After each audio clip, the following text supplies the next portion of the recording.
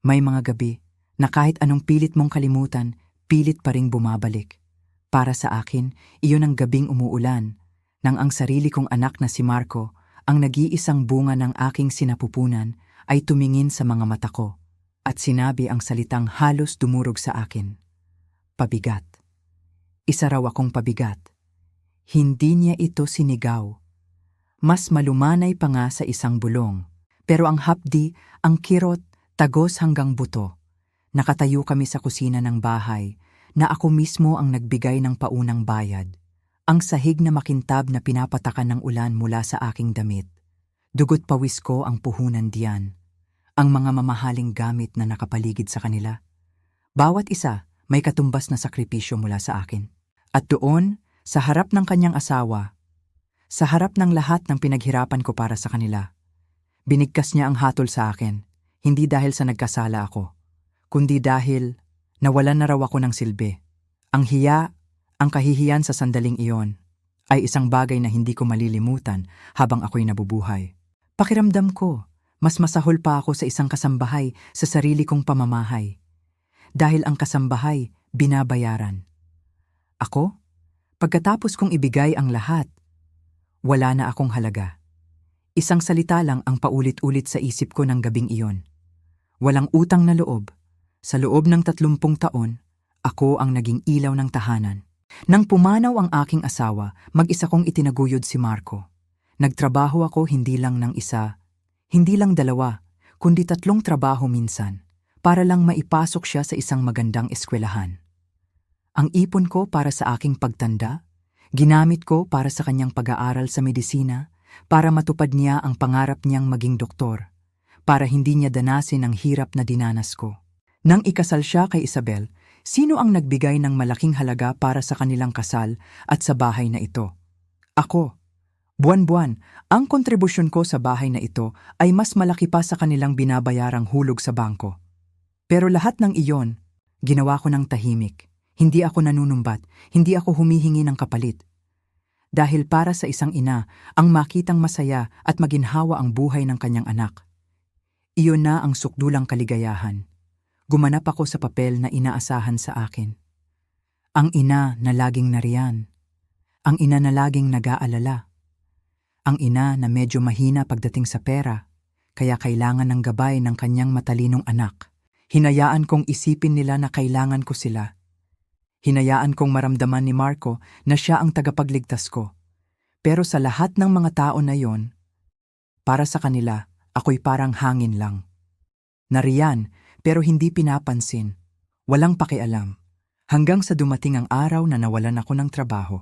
At sa isang iglap, ang hangin na hindi nila pinapansin ay naging isang pabigat na kailangan nilang alisin.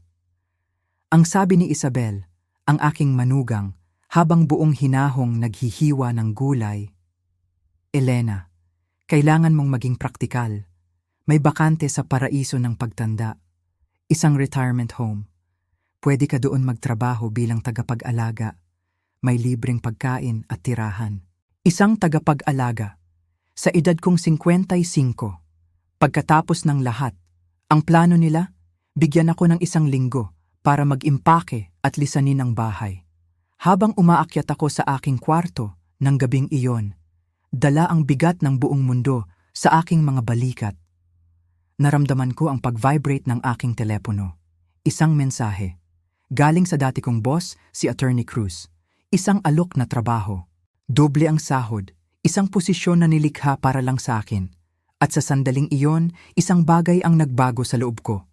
Ang lungkot ay napalitan ng determinasyon. Ang mga luha ay napalitan ng apoy. Umakyat ako sa aking silid na dala-dala lamang ang aking pitaka. Akala nila, iyon lang ang yaman ko. Akala nila, ako ay isang kawawang matanda na walang mapupuntahan. Akala nila, ako ang piyesa sa chess na pwedeng isakripisyo. Pero hindi nila alam na sa loob ng maraming taon, habang sila ay abala sa kanilang maginhawang buhay, ako naman ay tahimik na nag-iipon ng aking lihim na yaman. Isang investment portfolio na nagkakahalaga ng mahigit 50 milyong piso. 50 milyong piso. Isang trump card na hindi ko kailanman ipinakita Ang kaawa-awang lola na pinalayas nila, ang ina na tinuring nilang pabigat, siya pala ang magiging mangangaso. Gusto nila akong mawala, gusto nilang manahimik na lang ako sa isang sulok ng retirement home. Ngayon, hindi lang bahay ang babawiin ko. Babawiin ko ang aking dangal, ang aking karangalan bilang isang ina at bilang isang babae. At bibigyan ko sila ng isang leksyon. Isang leksyon na maaalala nila at ikukwento pa nila sa kanilang mga magiging apo. Isang leksyon tungkol sa paggalang at tungkol sa tunay na kahulugan ng utang na loob. Kung kayo po ay nakaramdam na parang isang estranghero sa sarili ninyong tahanan, paki-like at share po ng video na ito. At sana po ay mag-iwan kayo ng komento sa ibaba. Kwentuhan niyo po ako. Naranasan niyo na po ba ang ganitong pagtrato? At huwag pong kalimutan, sabihin niyo rin po kung saan kayo nanonood. Gusto kong marinig ang inyong mga kwento. Samahan niyo ako sa aking pagbangon. Nang gabing iyon, matapos kong sabihin na nawalan ako ng trabaho, ang katahimikan sa kusina ay mas mabigat pa sa pinakamatinding unos. Nakita ko ang pagbabago sa mukha ni Marco, ang aking anak. Hindi iyon pag-aalala, hindi rin awa, iyon ay pagkainis, pagkadismaya. Na para bang ang pagkawala ko ng trabaho ay isang personal na atake sa kanyang mga plano sa buhay. Lumapit si Isabel, ang asawa niya, at ipinatong ang kanyang kamay sa balikat ni Marco. Isa iyong kilos na nagsasabing, kami laban sa mundo. At sa mundong iyon, ako ay nasa kabilang panig na. Sinabi niya sa akin, sa malumanay ngunit matigas na boses, na bilang isang pamilya, kailangan nilang maging praktikal. Praktikal. Iyon pala ang tawag nila sa gagawin nila. Hindi na ako nagulat nang sabihin nila ang kanilang solusyon. Ang sabi ni Isabel, nakipag-usap na raw siya sa kanyang ina, si Señora De Leon. At mayroon daw magandang oportunidad para sa akin. Isang lugar na tinatawag na paraiso ng pagtanda. Isang retirement home. May bakante raw doon para sa isang resident aide, isang tagapag-alaga. Ang trabaho, maglinis ng mga silid, mag-asikaso ng mga matatanda at tumulong sa kanilang mga personal na pangangailangan. Ang kapalit, isang maliit na kwarto, pagkain at sahod na minimum. Sahod na minimum, iyon. Iyon ang halaga ko sa kanila. Habang ipinapaliwanag nila ito, pinanood ko lang sila, ang aking anak na doktor at ang kanyang asawa na galing sa isang mayamang pamilya. Ang dalawang taong tinulungan kong marating kung nasaan man sila ngayon. Ang dalawang taong pinag-alayan ko ng aking kabataan at aking mga pangarap. Ngayon, buong ningning nilang ipinipinta sa akin ang aking kinabukasan. Isang kinabukasan ng paglilingkod sa iba, habang ako mismo ay itinataboy. Ang sabi ni Marco, Ma, para sa iyo rin ito. Para hindi ka na mag-alala sa mga bayarin. Doon, sigurado ka na. Sigurado. Oo, sigurado nga. Siguradong malalayo na ako sa kanila. Siguradong hindi na ako magiging pabigat sa kanilang mga plano. Siguradong hindi na nila ako poproblemahin. Ang pinakamasakit sa lahat, hindi man lang nila ako tinanong kung ano ang gusto ko. Hindi man lang nila inisip kung kaya ko pa bang magtrabaho ng ganoon. Direkta silang nagdesisyon para sa akin. At ang hatol, 1 linggo. Binigyan nila ako ng 1 linggo para mag-impake ng lahat ng gamit ko, ng lahat ng alaala ko, at lisanin ang bahay na minsan kong tinawag na tahanan. Umakyat ako sa aking silid ng gabing iyon na parang isang multo. Ang bawat hakbang sa hagdanan ay parang may karayom na tumutusok sa aking puso. Umupo ako sa gilid ng kama at doon bumuhos ang lahat ng luhang pinigilan ko. Iniyakan ko ang aking anak na nawala. Iniyakan ko ang mga sakripisyo ko na nabalewala. Iniyakan ko ang sarili ko para sa kahihiyang idinulot nila sa akin. At sa gitna ng aking pagluha, biglang nag-vibrate ang aking telepono. Isang text message, galing kay Attorney Cruz, ang dati kong boss. Elena, sabi sa text, tumawag ang Mabuhay Holdings. Ikaw pa rin ang gusto nilang humawak sa kanilang account. Handa akong gawin kang pribadong consultant. Doble sa dating sahod mo, simula agad-agad. Tawagan mo ako. Binasa ko ang mensahe. 1, 2, 3 beses, para akong binuhusan ng malamig na tubig. Biglang tumigil ang aking pag-iyak. Napalitan iyon ng isang bagay na matagal ko nang hindi naramdaman. Pag-asa. Hindi, higit pa sa pag-asa. Kapangyarihan. Naalala ko ang aking lihim. Ang lihim na itinago ko sa kanila sa loob ng maraming taon. Ang lihim na yaman na buong tiyaga kong pinalago. Bumangon ako mula sa pagkakalugmok. Pinunasan ko ang aking mga luha. Hindi na ako ang kaawa-awang Elena. Hindi na ako ang ina na pwede nilang basta-basta na lang itapon. Kinuha ko ang aking telepono at nag-reply kay Attorney Cruz. Salamat po, Attorney. Mag-usap po tayo bukas. Pagkatapos, binuksan ko ang aking laptop. Nag-login ako sa aking online banking account. Tinitigan ko ang mga numero sa screen. Mahigit 50 milyong piso, 50 milyong piso. Ang perang ito, hindi ito nanggaling sa swerte. Ito ay galing sa pagiging matalino. Galing sa pagtitipid. Galing sa pag-aaral kung paano patakbuhin ng tama ang pera. Mga bagay na akala ng anak ko ay wala akong alam. Ito ang aking sandata. Ito ang aking alas. Ang sabi nila, 1 linggo? Sige, 1 linggo. Pero hindi para lumipat sa paraiso ng pagtanda, kundi para simulan ang aking bagong buhay. Isang buhay na malayo sa kanila. Isang buhay kung saan ako ang masusunod.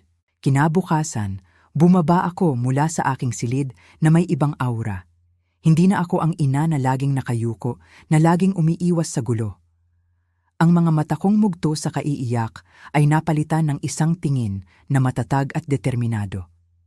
Naabutan ko sina Marco at Isabel sa hapagkainan, nag-aalmusal na parang walang nangyari. Nakita ko ang mga kahon na sinimulan kong ayusin kagabi at isang ngiti ng tagumpay ang sumilay sa labi ni Isabel. Akala niya, sumusuko na ako. Ma, buti naman at nag-iimpake ka na, sabi niya sa tono na puno ng huwad na pag-aalala. Mas maaga, mas maganda, para makapag-adjust ka kaagad sa bago mong tirahan. Umupo ako sa tapat nila, kumuha ako ng kape, kalmado, payapa. Hindi ko tatanggapin ang trabaho sa paraiso ng pagtanda, sabi ko habang nakatingin ng diretso sa mga mata nila. Nabulunan si Marco sa kanyang kape. Si Isabel naman biglang nanigas ang mukha. Ano? Anong sabi mo? Tanong niya, hindi makapaniwala. Saan ka pupunta? Wala kang trabaho, ma. Wala kang pera. Huwag ka nang magmatigas. Ngumiti lang ako. Isang ngiti na hindi nila kailanman nakita sa akin. Isang ngiti na may bahid ng misteryo at kumpiyansa. Huwag kayong mag-alala sa akin, sabi ko. May sarili akong mga plano. Tumayo ako at iniwan sila roon, tulala at gulong-gulo. Iyon ang unang pagkakataon na naramdaman kong hawak ko ang sitwasyon. Pagkaalis ko ng bahay, dumiretso ako sa opisina ni Attorney Cruz sa Makati. Doon, pinormalize namin ang aming kasunduan.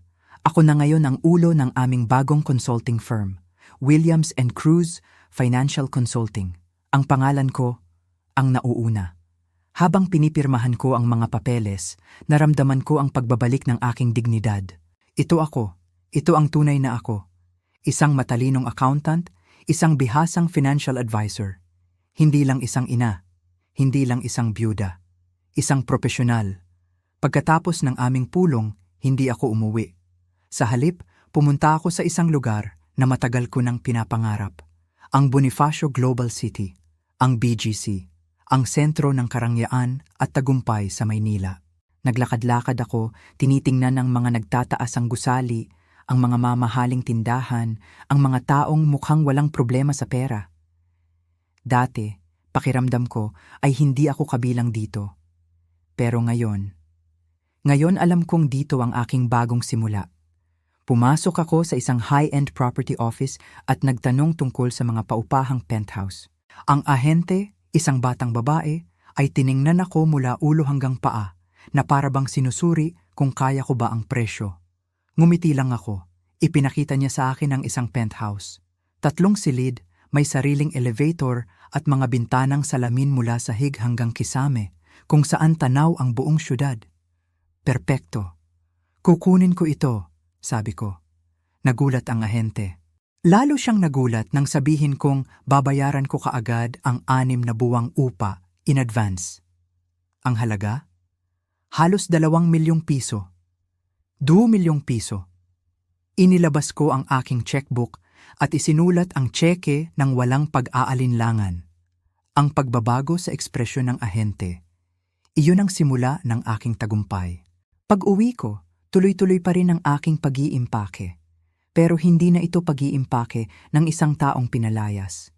Ito ay pag-iimpake ng isang taong lilipat sa mas magandang buhay. Tuwing gabi, tinatawagan ako ni Marco. Ma, tumawag ka na ba sa paraiso? Kailangan mo nang magdesisyon. Malapit na ang 1 linggo. Paulit-ulit niyang sinasabi. At paulit-ulit ko lang sinasagot, ayos na ang lahat, anak. Huwag mo akong alalahanin. Lalo lang siyang naguguluhan. Lalo lang silang naiinis.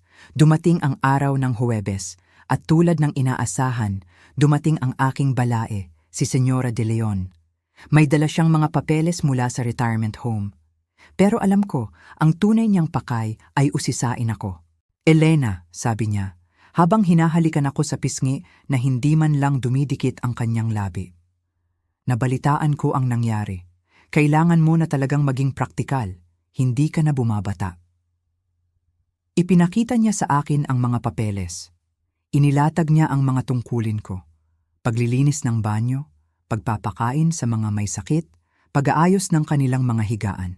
Habang nagsasalita siya, ang tanging nasa isip ko ay ang tanawin mula sa bintana ng aking bagong penthouse. Ngumiti lang ako at sinabing, "Salamat po, senyora, pero hindi ko na po ito kailangan." Ang pagkagulat sa kanyang mukha, iyon ang nagbigay sa akin ng lakas para sa susunod na hakbang. Ang pagtutuos. Alam kong darating yon.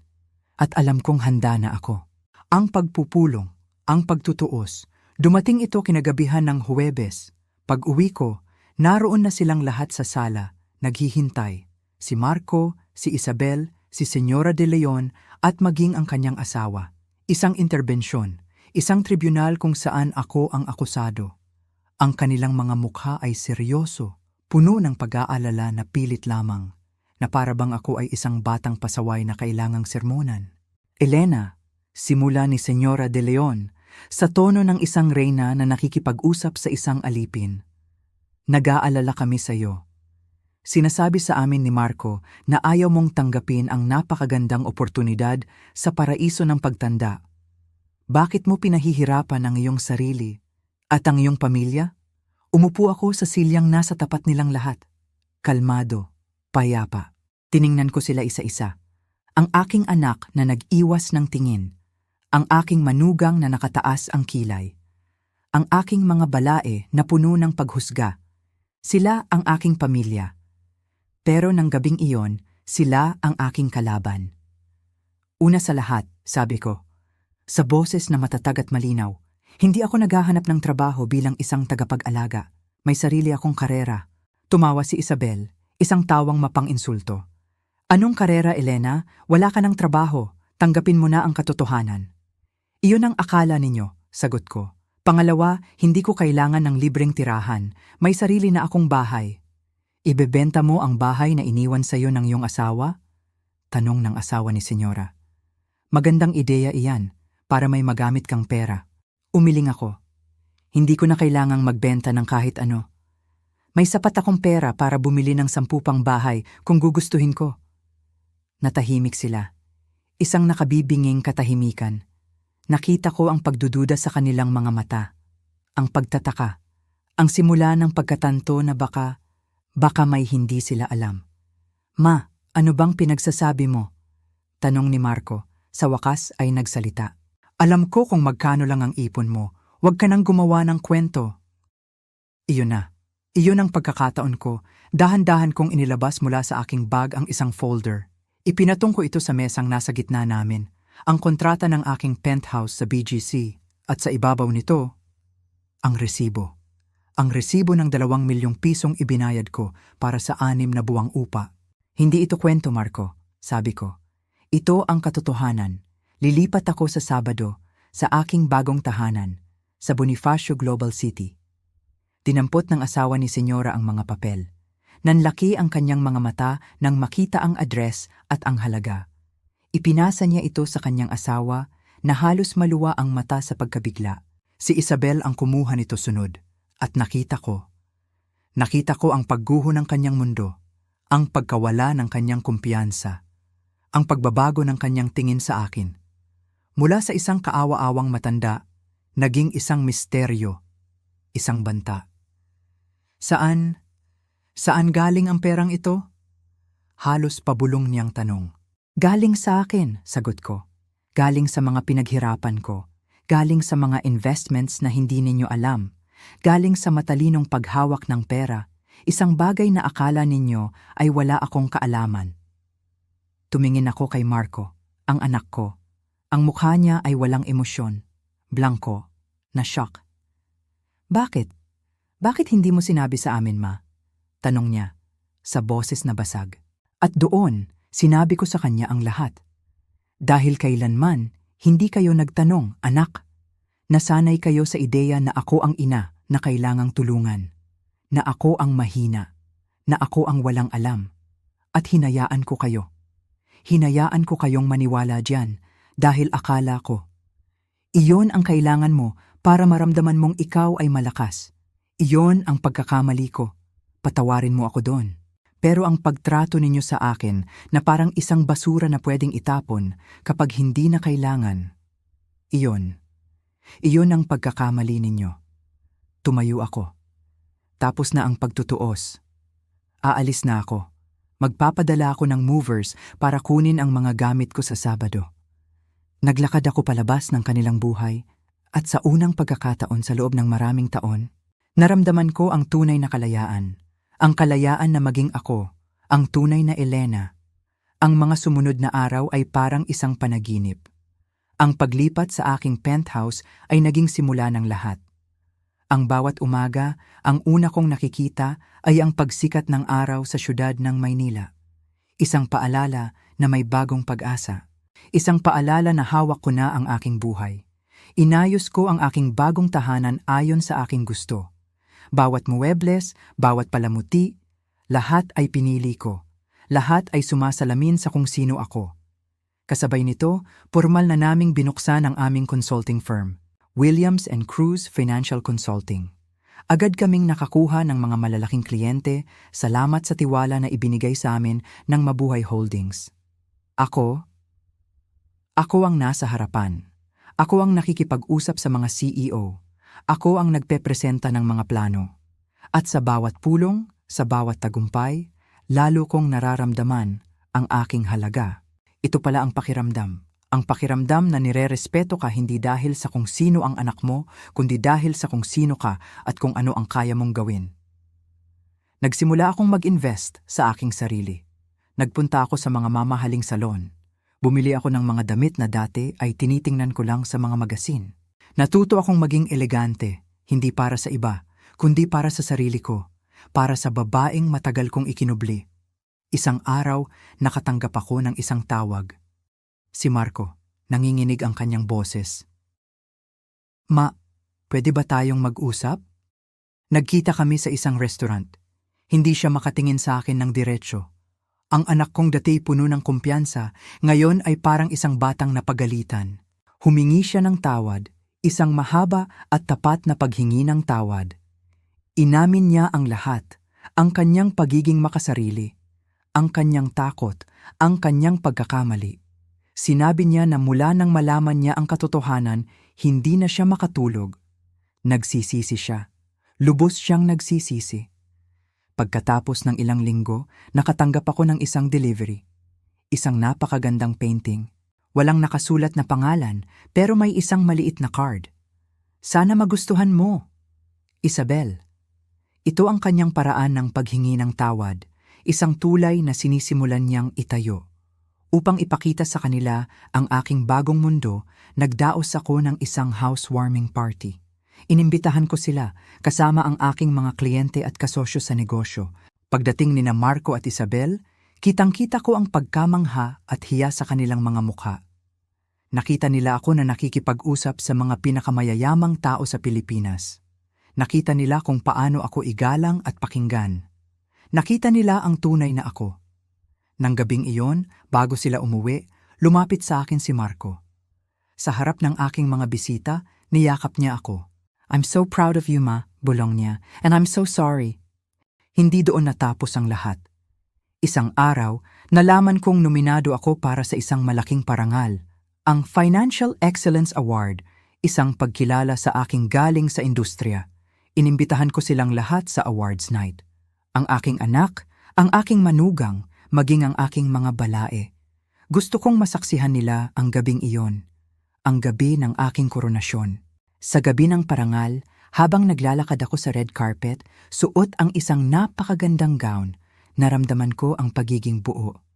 Nakita ko ang aking pamilya sa aming mesa, pumapalakpak, may pagmamalaki sa kanilang mga mata. Isang pagmamalaki na ngayon ko lang nakita. Hindi man ako nanalo ng tropeyo ng gabing iyon, pero ang pakiramdam ko, panalo na ako sa buhay. Pagkatapos ng seremonya, lumapit sa akin sina Marco at Isabel, may dalang magandang balita. Magkakaanak na sila, isang babae. At ang sabi nila, "Ma, gusto naming ikaw ang maging lola na magtuturo sa kanya kung paano maging isang malakas at matagumpay na babae. Tulad mo." Sa sandaling iyon, alam kong tapos na ang laban. Hindi na kailangan ng paghihiganti. Ang pinakamagandang paghihiganti pala ay ang maging masaya at matagumpay. At ang pagpapatawad, iyon ang susi sa tunay na kalayaan. Nagsimula kami muli, isang bagong kabanata. Isang pamilya na binuo muli, hindi sa kasinungalingan o pagpapanggap, kundi sa katotohanan, paggalang, at pagmamahal na walang kondisyon. Ang aking bagong imperyo ay hindi lang tungkol sa pera. Ito ay tungkol sa pamilya na muling nabuo. At iyon ang pinakamahalaga sa lahat.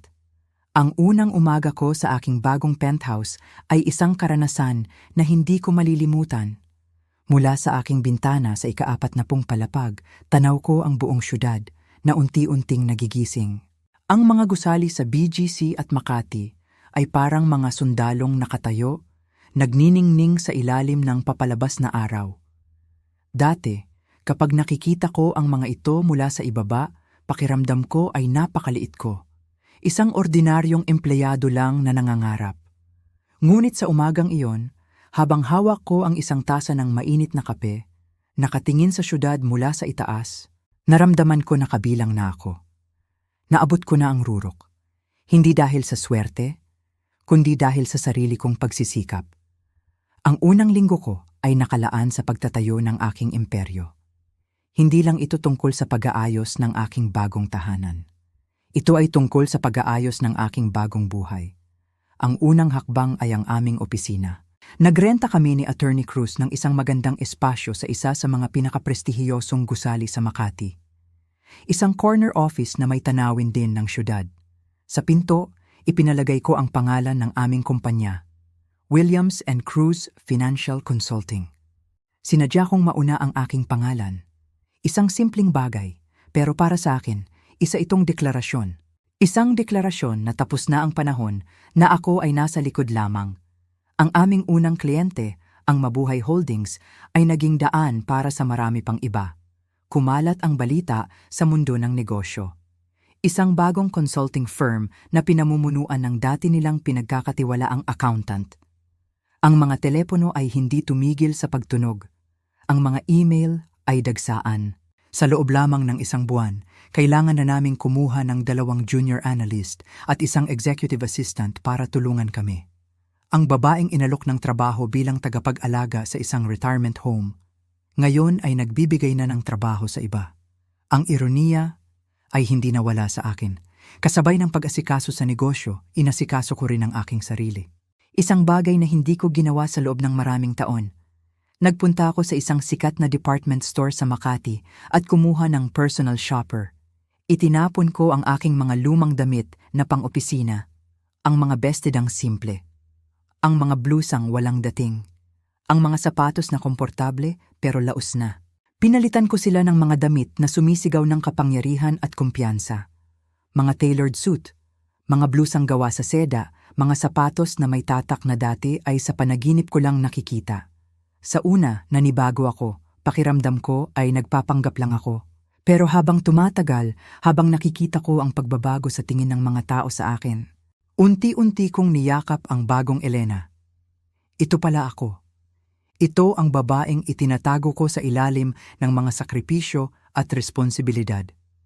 Isang hapon, habang pauwi ako, dumaan ako sa isang art gallery. May isang painting na nakakuha ng aking atensyon. Isang obra ng isang kilalang pintor na Pilipino. Naglalarawan ito ng isang babaeng nakatayo sa tuktok ng isang bundok, nakatanaw sa karagatan. Mag-isa, ngunit hindi malungkot. Malakas, payapa.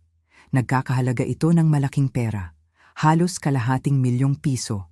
100,000 piso. Dati, kahit sa panaginip ay hindi ko iisipin na gumastos ng ganito kalaki para sa isang palamuti. Pero ng araw na iyon, binili ko ito. Isinabit ko ito sa pinakagitna ng aking sala. Isang paalala. Isang paalala sa kung saan ako nanggaling at kung sino na ako ngayon. Ang aking bagong buhay ay naging abala. Puno ng mga pulong, mga financial report at mga business dinner. Pero sa gitna ng lahat ng ito, may isang bagay na kulang. Ang aking pamilya. Hindi ko sila tinawagan at hindi rin sila tumawag. Isang katahimikan ang namagitan sa amin. Isang pader na hindi ko alam kung paano sisimulan gibain. Alam kong nasaktan ko sila. Alam kong nagulat sila. Pero alam ko rin na kailangan nila ng panahon para tanggapin ang lahat. At ako, kailangan ko rin ng panahon para maghilom. Ang sugat na dulot ng kanilang pagtatakwil ay malalim at hindi ito kayang gamutin ng kahit gaano karaming pera. Isang gabi habang nag-iisa akong kumakain ng hapunan sa aking malaking penthouse, biglang bumalik ang lahat ng alaala. Naalala ko ang mga hapunan namin noon. Kahit simple, masaya kami. Si Marco, nagkukwento tungkol sa kanyang araw sa eskwela. Ako, nakikinig habang nakangiti. Kahit pagod sa maghapong trabaho, ang makita lang siyang masaya. Sapat na iyon. Bigla akong nakaramdam ng matinding lungkot. Sa kabila ng lahat ng tagumpay ko, sa kabila ng karangyaan, mag-isa pa rin ako. Ang tagumpay ba ay may halaga kung wala kang kasamang magdiriwang nito? Kinabukasan, habang nasa opisina, nakatanggap ako ng tawag mula sa isang numerong hindi pamilyar. Nag-atubili akong sagutin, pero sinagot ko pa rin. Hello? Boses ng isang lalaki. Ma? Si Marco. Bigla akong kinabahan. Marco, anak? Bakit ibang numero ang gamit mo? Narinig ko ang kanyang pagbuntong hininga sa kabilang linya. Pinalitan ko ang numero ko. Gusto ko lang sanang mangumusta. Kumusta? Isang simpleng salita. Pero sa aming sitwasyon, napakabigat ng kahulugan. Ayos lang ako, anak. Ikaw, kumusta ka? Kumusta si Isabel? Mahinahon kong tanong. Narinig ko ang pag-aatubili sa kanyang boses. Gusto ko sanang humingi ng tawad sa lahat. Hindi ko alam kung paano sisimulan. Pero pinagsisisihan ko ang lahat. Ang mga sinabi ko. Ang mga ginawa namin. Patawarin mo sana ako. Naramdaman ko ang panginginig ng kanyang boses. Umiiyak siya. Ang anak kong matapang, ang anak kong doktor, umiiyak sa telepono. Hindi ako nakasagot agad. Ang galit na matagal kong kinimkim, unti-unting napalitan ng awa. Awa para sa kanya at awa para sa aming dalawa. Marco, sabi ko, kailangan nating mag-usap, pero hindi sa telepono. Nagkita kami kinabukasan sa isang coffee shop. Malayo sa aming mga dating lugar. Isang neutral na teritoryo. Nang dumating siya, halos hindi ko siya nakilala. Pumayat siya. May mga maitim na bilog sa ilalim ng kanyang mga mata. Halatang hindi siya nakakatulog ng maayos. Umupo siya sa tapat ko at hindi nagsalita. Nakayuko lang. Hinihintay ko siyang magsalita. Pagkaraan ng ilang minuto, inangat niya ang kanyang tingin. Puno ng pagsisisi ang kanyang mga mata. Ma, simula niya. Mula noong gabing iyon, gabi-gabi akong binabangungot. Paulit-ulit kong naririnig ang sarili kong sinasabi sa iyo na isa kang pabigat. Paulit-ulit kong nakikita ang sakit sa iyong mga mata. Ma, hindi ko alam kung anong pumasok sa isip ko. Nabulag ako sa pera, sa mga plano namin. Nakalimutan ko ang pinakamahalagang bagay. Nakalimutan ko na ikaw ang nanay ko. Ikinuwento niya kung paano sila nag-away ni Isabel. Kung paano sinisi ni Isabel ang kanyang mga magulang sa pagtulak sa kanila na gawin niyon. Ikinuwento niya kung paano niya tiningnan ang kanilang bahay at naalala na bawat sulok noon. May alaala ko at doon niya napagtanto kung gaano kalaki ang kanyang pagkakamali. Hindi siya humingi ng pera. Hindi siya humingi ng kahit ano. Ang tanging hiling niya ay ang aking kapatawaran. Pagkatapos ng araw na iyon, isang delivery ang dumating sa aking penthouse. Isang malaking basket ng mga paborito kong puting rosas. Walang card, pero alam kong galing iyon kay Isabel. Ang kanyang tahimik na paraan ng pagsasabing, patawad. Hindi naging madali ang lahat. Ang pagpapatawad ay isang proseso. May mga araw na bumabalik ang sakit, bumabalik ang galit. Pero sa bawat pag-uusap namin ni Marco, sa bawat maliit na kilos mula kay Isabel, unti-unting gumagaan ang aking puso. Unti-unti kong natututunang buksan muli ang pinto para sa kanila. Ang pader na namagitan sa amin, nagsimula nang magkaroon ng mga siwang. Mga siwang kung saan maaaring pumasok muli ang liwanag. Para tuluyang gibain ang pader sa pagitan namin, nagpasya akong gumawa ng isang malaking hakbang. Magdaraos ako ng isang housewarming party at iimbitahan ko silang lahat, hindi lang sina Marco at Isabel, kundi pati na rin ang aking mga balae, sina Señora de Leon. Gusto kong makita nila ang aking bagong mundo, hindi para magyabang, kundi para ipakita sa kanila na tapos na ang dating Elena, at para bigyan sila ng pagkakataong makilala ang bago. Ang gabi ng party ay dumating. Ang aking penthouse ay napuno ng mga mahahalagang tao. Ang aking mga kliyente na mga CEO ng malalaking kumpanya. Ang aking mga kasosyo sa negosyo, si Attorney Cruz at ang kanyang asawa. Ang lahat ay masaya, nag-uusap, umiinom ng champagne. At ako ang sentro ng lahat. Ang reyna sa kanyang sariling palasyo. Nang dumating ang aking pamilya, sandaling tumahimik ang lahat. Nakita ko ang kanilang pag-aalinlangan habang pumapasok sila. Para silang mga tupa na napasok sa lungga ng mga leon. Sinalubong ko sila ng isang ngiti, isang totoong ngiti. Welcome sa aking tahanan, sabi ko. Kitang-kita ko ang pagkamangha sa kanilang mga mukha. Si Marco na parang ngayon lang nakakita ng ganito karangyang lugar. Si Isabel na halatang nahihiya. At si Señora de Leon, ang reyna ng sosyedad. Ngayon ay parang isang ordinaryong bisita sa aking kaharian. Ang kanyang mga mata ay puno ng hindi maipaliwanag na emosyon. Paghanga, inggit, o baka pagsisisi, ipinakilala ko sila sa aking mga bisita. This is my son, Dr. Marco Williams, and his lovely wife, Isabel.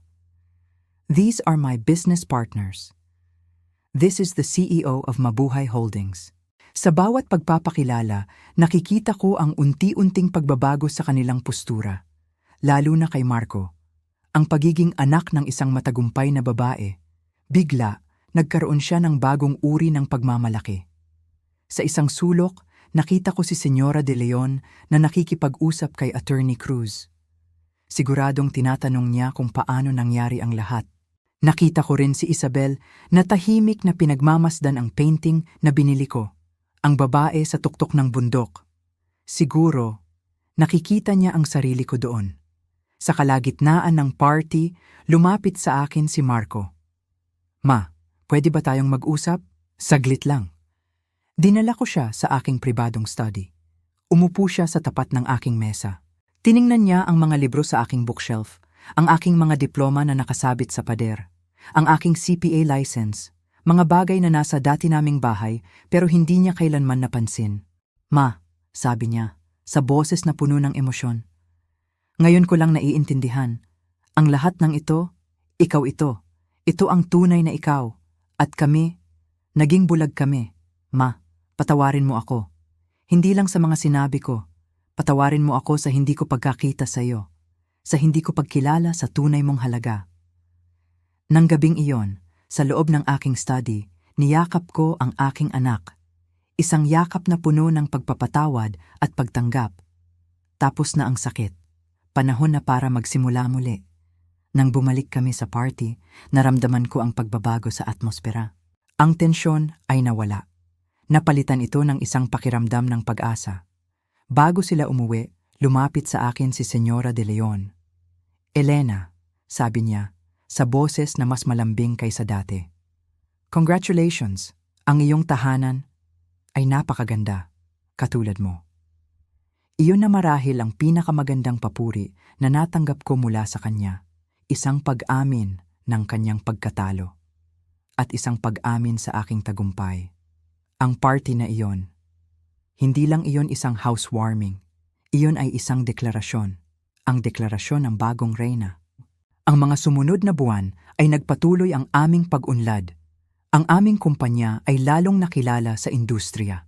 At ako, si Elena Williams, ay hindi na lamang isang pangalan. Ako ay naging isang simbolo. Isang simbolo ng isang babaeng bumangon mula sa pagkakadapa at naging mas matatag pa kaysa dati. Isang umaga, habang nasa opisina, isang makapal na sobre ang dumating para sa akin. Galing ito sa Financial Excellence Awards Committee. Nang buksan ko ito, hindi ako makapaniwala sa aking nabasa. Ako ay nominado.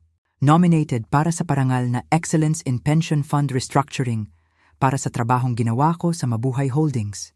Ito ang pinakaprestihiyosong parangal sa aming larangan. Ang mga nominado ay karaniwang mga lalaki, mga partner sa malalaking accounting firm sa buong mundo. At ako, isang babaeng nagsisimula pa lang ng sarili niyang kumpanya, ay kasama sa listahan. Ang unang taong tinawagan ko ay si Marco. Anak, sabi ko, sinusubukang itago ang panginginig sa aking boses. Nominated ako. Narinig ko ang kanyang pagsigaw ng tuwa sa kabilang linya. Ma, sabi ko na nga ba, ang galing-galing mo, kailan ang awards night? Pupunta kami, lahat kami. Ang kanyang tuwa ay mas matamis pa sa mismong nominasyon. Inanyayahan ko silang lahat, si Marco, si Isabel, at maging sina Senyora De Leon. Gusto kong masaksihan nila ang gabing iyon, hindi para ipamukha sa kanila ang aking tagumpay, kundi para ibahagi ito sa kanila. Dahil sa kabila ng lahat, sila pa rin ang aking pamilya. Ang gabi ng parangal ay parang isang eksena sa pelikula. Isang grand ballroom sa isang 5-star hotel. Ang lahat ay nakadamit ng kanilang pinakamagagandang kasuotan. Ako, suot ang isang midnight blue na gown na kumikinang sa ilalim ng mga ilaw. Sa aming mesa, kasama ko ang aking pamilya. Nakita ko ang pagkamangha sa kanilang mga mata habang pinagmamasdan nila ang karangyaan sa paligid. At nakita ko ang pagmamalaki sa kanilang mga mata tuwing may lumalapit sa akin para bumati at sabihing, "Congratulations on your nomination, Miss Williams." Nang tawagin na ang aking kategorya, biglang tumahimik ang buong ballroom. Ipinakita sa malaking screen ang mga larawan ng mga nominado. At nang ipakita ang larawan ko, narinig ko ang pinakamalakas na palakpak mula sa aming mesa. Hinawakan ni Marco ang aking kamay, mahigpit. And the award for excellence in pension fund restructuring goes to... Nagkaroon ng isang dramatikong paghinto. Miss Elena Williams of Williams and Cruz Financial Consulting. Hindi ako makagalaw, hindi ako makapaniwala. Nanalo ako, ako ang nanalo. Niyakap ako ng aking pamilya. Umiiyak si Isabel.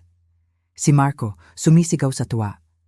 Maging si Senyora De Leon, nakangiti mula tenga hanggang tenga. Habang naglalakad ako papunta sa entablado, parang nag-flashback ang lahat sa aking isipan. Ang gabing umuulan, ang salitang pabigat, ang plano nilang ipadala ako sa retirement home, ang sakit, ang luha, at ngayon, heto ako. Naglalakad para tanggapin ang isang parangal na kumikilala sa aking husay. Sa aking acceptance speech, pinasalamatan ko ang aking mga kliyente. Pinasalamatan ko si Attorney Cruz. At sa huli, tiningnan ko ang aking pamilya. At higit sa lahat, sabi ko, habang nangingilid ang aking mga luha, nagpapasalamat ako sa aking pamilya. Lalo na sa aking anak, si Marco. Anak, ikaw ang aking inspirasyon. Ang lahat ng ito ay para sa iyo. Pagkatapos ng seremonya, habang ipinagdiriwang namin ang aking tagumpay, lumapit sa akin sina Marco at Isabel, may hawak na isang maliit na regalo. Ma, hindi ito kasing halaga ng tropeyo mo, sabi ni Isabel. Pero sana ito ang maging pinakamahalaga mong parangal. Binuksan ko ang regalo, isang maliit na silver frame, at sa loob nito ay isang sonogram, ang unang larawan ng aking magiging apo. It's a girl, Ma, sabi ni Marco, habang umiiyak sa tuwa. Magkakaroon ka na ng apo, isang babae, at gusto naming ipangalan siya sa iyo, Elena. Nang gabing iyon, habang hawak ko ang tropeyo sa isang kamay at ang larawan ng aking apo sa kabilang kamay, naramdaman ko ang sukdulang kaligayahan. Ito na pala iyon, ang tunay na tagumpay, ang muling pagbuo ng isang pamilya, ang pagpapatawad, at ang isang panibagong simula. Ang aking koronasyon ay hindi lang bilang isang reyna sa mundo ng negosyo. Dat ay ang aking koronasyon, bilang isang ina, bilang isang lola. At iyon ang pinakamahalagang titulo sa lahat. Umuwi ako mula sa awards night na dala-dala ang dalawang pinakamahalagang bagay sa aking buhay. Sa isang kamay, ang tropeyo na kumakatawan sa lahat ng aking pinaghirapan, sa aking propesyon, isang patunay ng aking talino at galing. At sa kabilang kamay, ang isang maliit na larawan, ang larawan ng aking apo, ang simbolo ng aking kinabukasan, ang patunay na ang buhay ay patuloy na nagbibigay ng pag-asa. Habang nakatayo ako sa gitna ng aking sala, sa ilalim ng painting ng babaeng nasa tuktok ng bundok, tinitigan ko ang dalawang bagay na ito. Ang tropeyo ay malamig at matigas, mabigat, kumikinang. Ngunit ang larawan, kahit maliit at simple, ay nagbigay ng kakaibang init sa aking puso. Doon ko napagtanto ang tunay na kahulugan ng yaman. Ang aking 50 milyong piso, ang aking penthouse sa BGC, ang aking matagumpay na kumpanya, lahat ng iyan ay nagbigay sa akin ng kapangyarihan. Binigyan nila ako ng kakayahang bumangon. Binigyan nila ako ng boses para ipagtanggol ang aking sarili.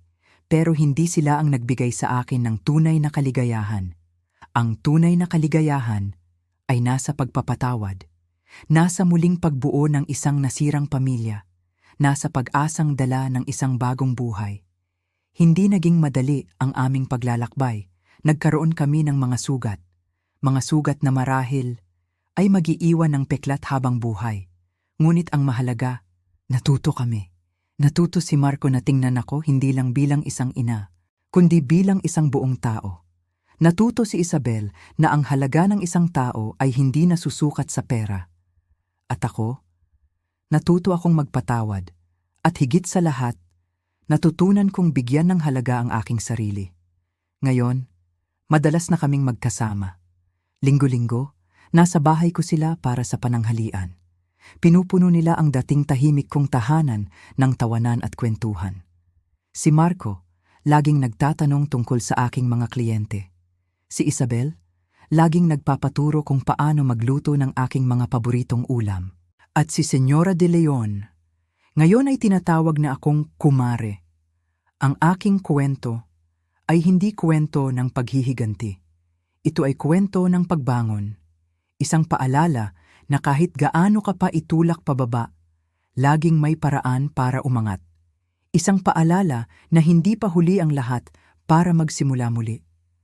At habang hinihintay ko ang pagdating ng aking unang apo, ang aking munting Elena, alam ko na ang pinakamahalagang legacy na iiwan ko sa kanya ay hindi ang pera sa bangko o ang mga ari-arian, kundi ang kwento ng kanyang lola. Ang lola na minsan ay tinawag na pabigat, pero bumangon para maging isang reyna. Hindi lang ng kanyang sariling imperyo, kundi ng isang pamilyang muling nabuo sa pundasyon ng pagmamahal, paggalang at pangalawang pagkakataon. At iyan ang tunay na tagumpay. Iyan ang tunay na yaman.